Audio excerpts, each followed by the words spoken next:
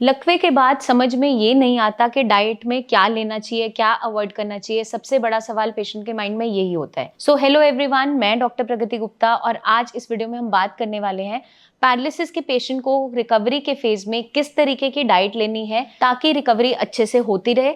साथ के साथ दोबारा ये दिक्कत ना बने, उसकी प्रिवेंशन के तौर पे भी हमें क्या अपनी डाइट में ऐसा ऐड ऑन करना है और क्या चीजें हमें टोटली अवॉइड करनी है। तो सबसे पहले हम बात करेंगे हमें खाना क्या क्या है। तो सबसे इंपॉर्टेंट जो आपका पार्ट है डाइट का वो है प्रोटीन।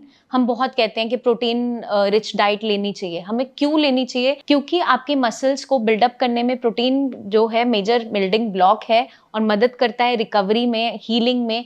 इसलिए प्रोटीन की मात्रा हमारी बॉडी में अच्छी होनी जरूरी है, स्पेशली जब हमारे पेशेंट को रिकवरी फेज के अंदर जल्दी से जल्दी रिकवरी चाहिए है तो उस दौरान प्रोटीन का इंटेक अच्छा रखना है। पेशेंट जब बेड रिडन होते हैं या बीमार हैं उस दौरान हमें क्या ध्यान रखना है कि खाना हम इस तरीके का देंगे कि वहां पे उनको डाइजेस्ट भी इजीली हो जाए बट प्रोटीन का सोर्स भी जाए। मूंग की दाल से शुरुआत करते हुए हम सूप साथ में ऐड ऑन कर सकते हैं, जिसमें आप काले चने का पानी है उसमें ही सूप्स वेजिटेबल्स डाल के कुक कर सकते हैं। वो एक अच्छा प्रोटीन सोर्स है जो पेशेंट्स हमारे वेजिटेरियन है। साथ के साथ हल्की दालें जैसे मूंग, मसूर, मोठ की दालें हम ये सब दे सकते हैं जो इजीली डाइजेस्ट भी हो जाती है और पेशेंट को ताकत भी देती है। तो इस तरीके से हम शुरुआत करेंगे। जो पेशेंट्स नॉन वेजिटेरियन हैं वो चिकन सूप ले सकते हैं, एग व्हाइट ले सकते हैं या चाहे तो फिश का इंटेक भी कर सकते हैं।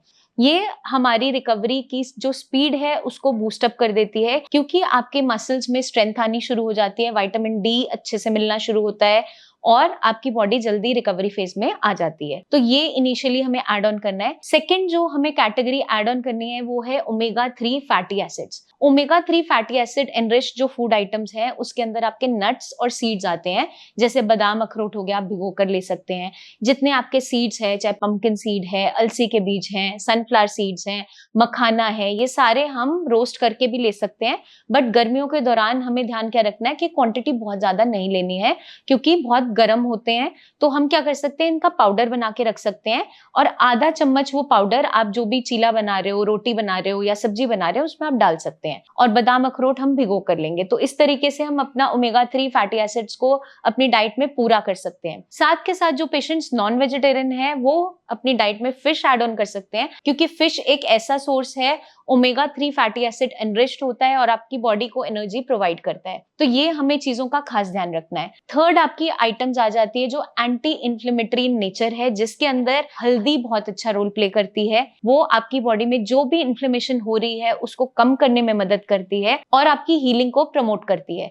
तो हमें अपनी डाइट में हल्दी ऐड ऑन करना है। खाने में तो आप डाल ही रहे होते हैं, उसके अलावा कच्ची हल्दी आप दूध में डालकर ग्रेट करके बॉईल करके रात के टाइम पे वो कंज्यूम कर सकते हैं या फिर एक काढ़ा बनाकर भी यूज कर सकते हैं। तो ये आपकी रिकवरी को और बूस्ट अप कर देगी। जिन भी पेशेंट को जॉइंट पेन ज्यादा रहता है, अकड़न ज्यादा रहती है, दर्द बना रहता है, उनको ये रिलीफ देने में काफी हेल्पफुल होगी।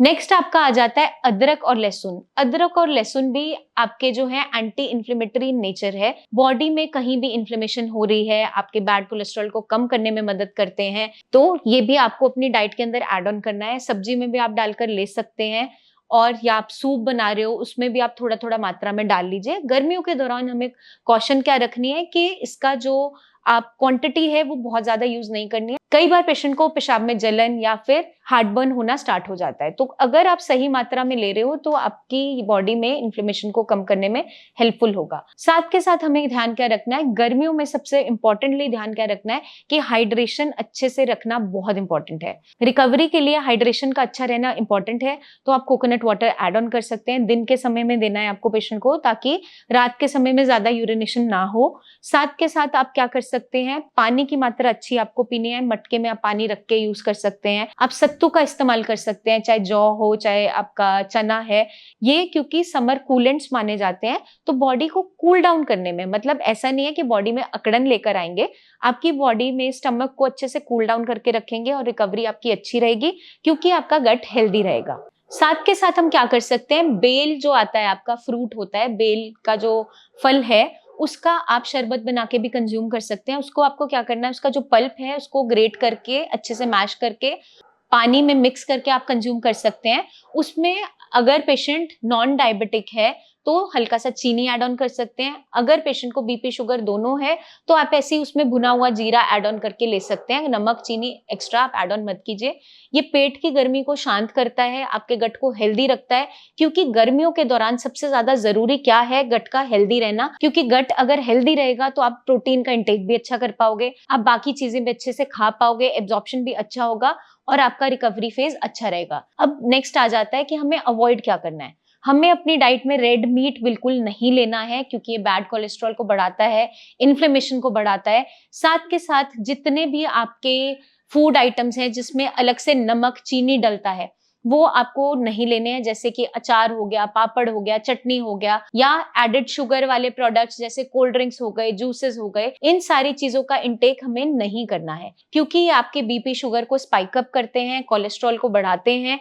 अगर हम फ्राइड फूड का इंटेक भी करते हैं तो ये सारी चीजें हमें अवॉइड इसलिए करनी है क्योंकि ये आपके रूट कॉज को रूल आउट करने में भी मदद करती है। साथ के साथ जो बीपी शुगर कोलेस्ट्रॉल जिसकी वजह से ये दिक्कत हुई है, आगे चलकर दोबारा ना हो, उसकी प्रिवेंशन के तौर पे भी काम करती है। तो मैं उम्मीद करती हूँ ये वीडियो आपको मदद करेगी जानने में, समझने में कि पैरालिसिस की रिकवरी फेज के दौरान आपको क्या खाना है और क्या नहीं खाना है। आपके कोई भी सवाल हो कमेंट करके आप पूछ सकते हैं, या स्क्रीन पर दिए गए नंबर्स पर हमारे टीम ऑफ डॉक्टर से कंसल्टेशन भी ले सकते हैं। जल्दी हम आपसे फिर मिलेंगे, तब तक के लिए अपना ध्यान रखिएगा। Eat healthy, stay healthy and take care.